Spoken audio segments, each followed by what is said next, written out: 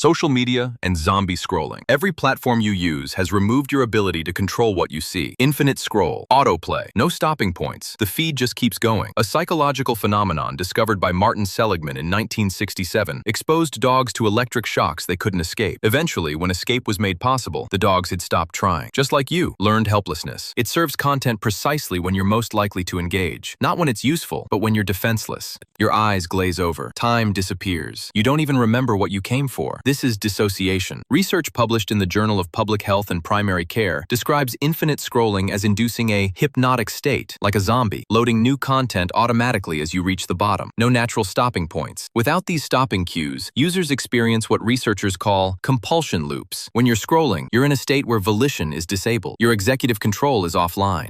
Hughes, a former military intelligence interrogator, identified something called fractionation, a hypnosis technique that subjects users to an emotional roller coaster. First, content that triggers sadness or empathy. Then, extremely arousing or alarming content. This alternating emotional sequence intensifies your trance state and makes you more suggestible. You see a sad story, then violence, then something heartwarming, then an ad. Your emotions are being systematically manipulated to keep you in the loop and lead you to the item they think you will most likely buy. Research in the Journal of Clinical Sleep Medicine shows screen use before bed reduces REM sleep and delays sleep onset. You sleep poorly, wake up exhausted, irritable, unfocused. What do? Reach for your phone to cope. The worse you sleep, the more you scroll. This is the sleep disruption cascade. Sleep deprivation shuts down your prefrontal cortex, the part responsible for decision-making and impulse control. Your willpower disappears. Your emotional regulation breaks. The platforms didn't just break your attention. They trained you to believe you can't control it. You're being put into a manufactured trance state designed to bypass your conscious control.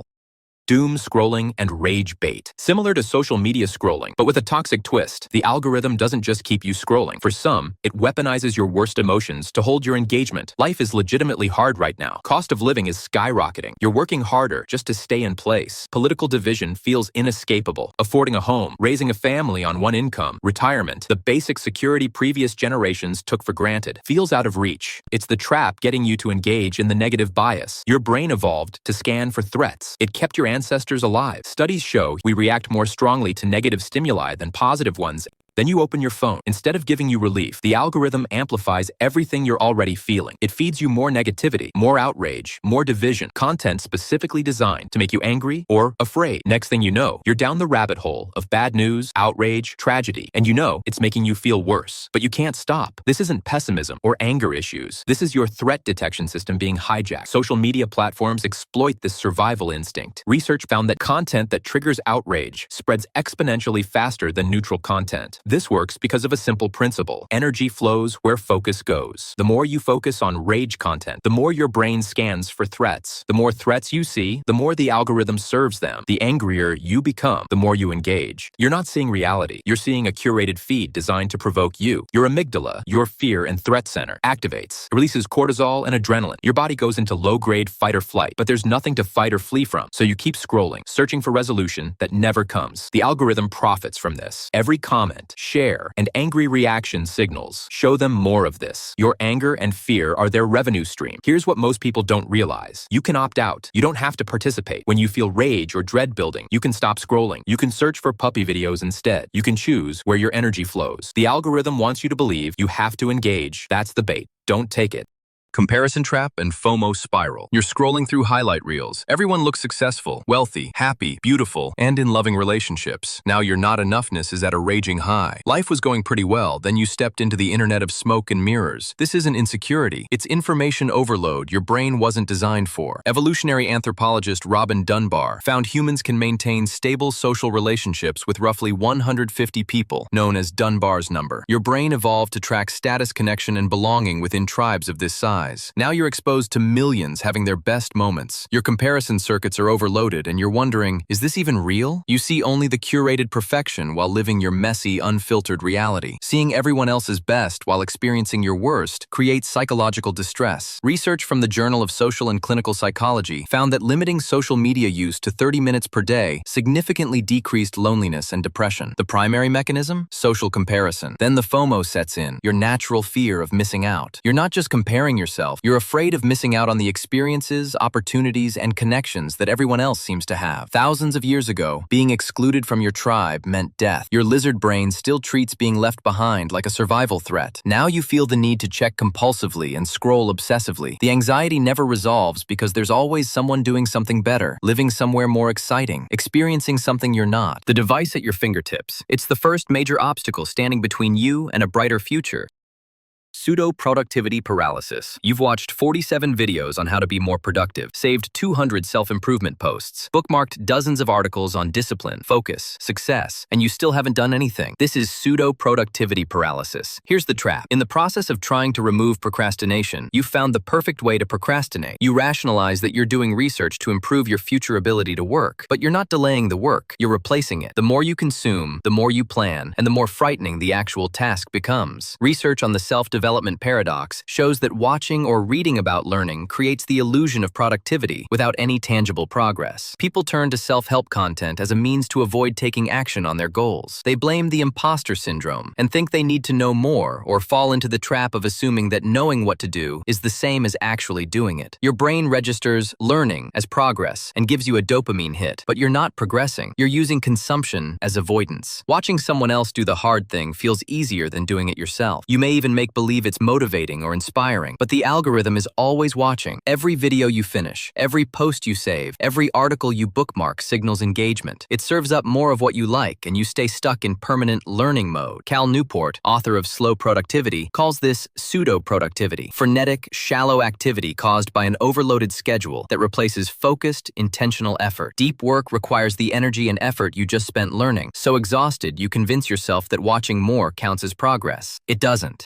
Gaming addiction. You tell yourself you'll play for 30 minutes. 6 hours later, you're still there. You've missed meals, ignored texts, skipped sleep, but you're so close to leveling up. This isn't lack of discipline. Gaming addiction is recognized by the World Health Organization as a mental health disorder, and it's engineered differently than scrolling. 60 million people worldwide are addicted to gaming. 8.5% of youth under 18 meet clinical criteria for addiction. Among ages 15 to 34, that number jumps to 10.4%. But here's what makes gaming unique. It's not passive consumption. It's active engagement that creates competence in a fake world while your real-world skills atrophy. Here's the mechanism. Games use variable ratio reinforcement schedules, the same psychological principle that makes slot machines addictive. You don't know exactly when the reward will come, loot drop, level up, achievement unlock, so you keep playing. Research shows this creates stronger compulsive behavior than predictable rewards. But there's more. Games trigger flow states, that feeling of being in the zone, where time disappears and you're completely absorbed. Psychologist Mihai Csikszentmihalyi found that flow occurs when challenge and skill are perfectly balanced. Games are designed to keep you in this state for hours by constantly adjusting difficulty. Then there's social obligation. You're part of a guild, a clan, a team. If you log off, you're letting real people down. Research on massively multiplayer online games shows that social connections within games create powerful retention mechanisms. You're not just abandoning a game, you're abandoning your community. You're a top-tier player, a guild leader, a strategic mastermind in a world that disappears the moment you close the game. Meanwhile, real-world skills, social interaction,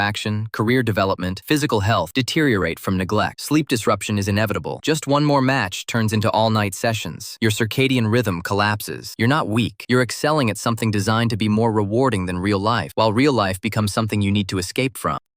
Binge watching. You sit down to watch one episode. Just one, you tell yourself. 4 hours later, you've finished half the season. Your eyes are dry. Your back hurts. You haven't moved, but you need to know what happens next. This isn't a lack of self-control. Binge watching is a distinct form of brain rot that exploits narrative psychology in ways scrolling and gaming don't. 72% of U.S. adults identify as binge watchers. 77% binge watch monthly, averaging 5.5 episodes over 4.1 hours per session. 10% binge watch daily. But the prevalence isn't what makes it dangerous. Here's what's happening. Cliffhangers exploit the Zeigarnik effect, a psychological phenomenon where unfinished tasks create mental tension. Your brain obsesses over incomplete narratives. Research by psychologist Bluma Zeigarnik found that people remember interrupted tasks 90% better than completed ones. Streaming platforms weaponize this by ending episodes on unresolved moments. But there's a second trap. Autoplay removes decision points. You don't choose to watch the next episode. You choose not to stop it. The default is continuation. This inverts your relationship with with agency. Instead of actively deciding to keep going, you must actively decide to stop. And every time you fail to stop, you reinforce learned helplessness. Research links binge watching to depression, loneliness, self-regulation deficiency, and obesity. Then there's passive emotional regulation. You're using shows to numb or avoid emotions rather than process them. Had a bad day? Stressed about work? Relationship conflict? Instead of addressing it, you disappear into someone else's story. The characters become more real than your own life. This creates parasocial relationships, one-sided emotional connections with fictional people. You know these characters' backstories, motivations, fears. You care about what happens to them. Meanwhile, real relationships in your life receive less attention, less emotional investment, less time. The result? You're emotionally engaged with people who don't exist while emotionally disengaged from people who do. Just one more episode at 11 p.m. becomes the sun is coming up at 5 a.m. Your sleep schedule collapses. Tomorrow you're exhausted, which makes passive consumption the only thing you have energy for. The cycle repeats. You're caught in narrative capture designed to prevent you from re-engaging with reality.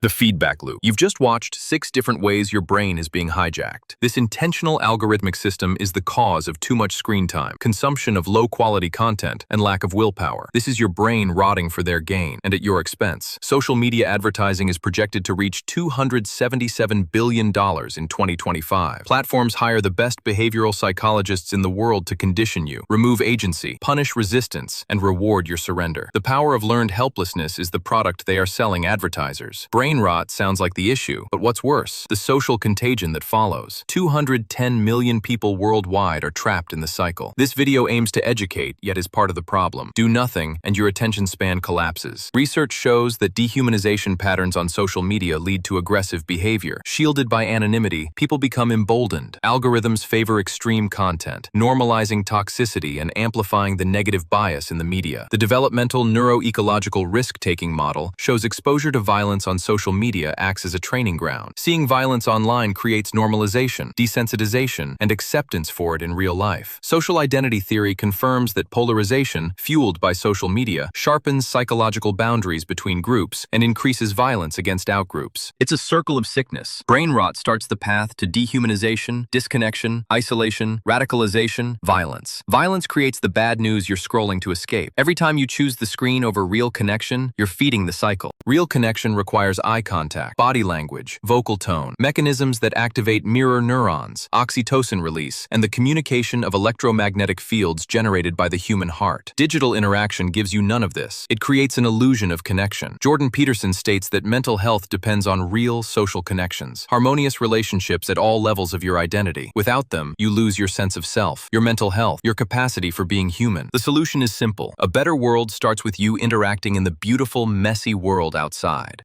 The rebellion. Check your screen time right now. Is it shocking? Disheartening? You can load up on blame, self-shame, and guilt, continuing as a victim of it all. Or maybe you're ready to take action. A 2025 randomized controlled trial reduced participant screen time by 50% over 4 weeks using built-in device restrictions. Results? Significant improvements in stress, depression, and sleep quality, setting the stage for a higher quality of life. So before real relationships become too difficult, your social skills atrophy, and the simulation becomes the only place you can exist. Here's what you do. Open the settings on your phone. Find the total screen time and subtract 10% of that from the total. Use this number to set the limit for this week's usage. Next week, follow the same process. Be brave. I promise you won't miss anything important, and future you will thank you. When you feel the urge to scroll, go outside, pick up pen and paper, move your body, talk to someone face to face. Replace the digital substitute with the real thing. Hold the course for 8 weeks, and what currently feels like compulsion will soon feel absurd. The harsh reality is the 3 Ds. Desire, decide, do. First, desire for more action, more connection, more of anything real. Then decide. Make the decision to go for it. And as Yoda says, there is no try, only do. When you beat brain rot, you're not just saving yourself, you're refusing to be farmed. You're breaking the cycle that feeds the $277 billion machine. Every person who walks away makes the system a little less profitable, a little less powerful. You beating brain rot beats the system. This is not just recovery, it's a rebellion. Time to reclaim humanity.